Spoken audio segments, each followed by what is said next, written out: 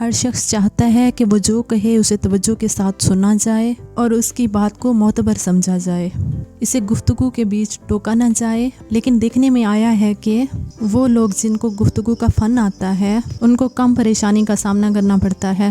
ان کی گفتگو مؤثر ہوتی ہے اور سننے والا 10 قدم چھوڑ کر بھی اس کی بات کو سنتا اور سمجھتا ہے۔ پراثر گفتگو کیسے کی جائے؟ نمبر 1، مناسب وقت کا انتخاب کریں۔ موضوع کی مناسبت سے وقت کا انتخاب کریں۔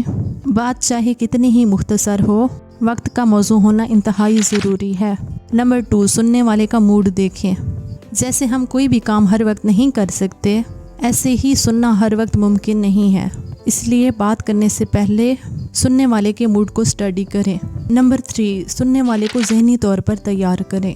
اگر بات انتہائی اہم ہو تو پیشگی وقت لے لیں، اس سے اگلے بندے کے ذہن میں آپ کی بات کو سننے کے لیے سوچنے کا عمل شروع ہو جاتا ہے۔ نمبر 4، پوسچر کا دھیان رکھیں۔ دوران گفتگو چاہے آپ کھڑے ہوں یا بیٹھے، آپ کا پوسچر آپ کے بات شروع کرنے سے پہلے ہی سننے والے کو بہت کچھ کہہ دیتا ہے۔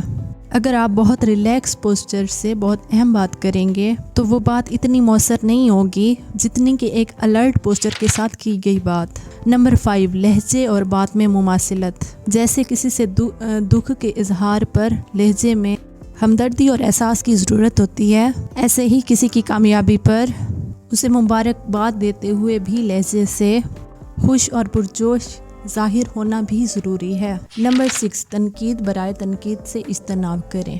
ہر بات پر تنقید کرنے والے شخص کو کوئی بھی پسند نہیں کرتا، اس لیے اس کی بات کو بھی کوئی نہیں سنتا۔ ہر بات پر تنقید کرنے سے گریز کریں۔ نمبر 7، ہر وقت اپنے مسائل کا رونا مت روئیں۔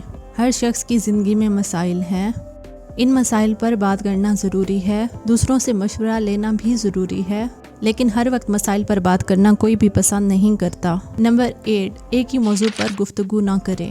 اپنی گفتگو میں وسعت لائیں۔ ایک ہی موضوع پر بولنے سے بھلے آپ کو خوشی ملتی ہو، لیکن یہ سننے والے کے لیے کسی عذاب سے کم نہیں۔ نمبر 9، باڈی لینگویج کا درست استعمال کریں۔ دوران گفتگو اپنے اور سننے والے کے بیچ مناسب فاصلہ رکھیں اور غیر ضروری ٹچنگ سے اجتناب کریں۔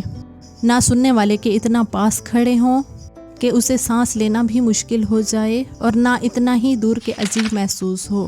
نمبر 10، سننے کی پریکٹس کریں۔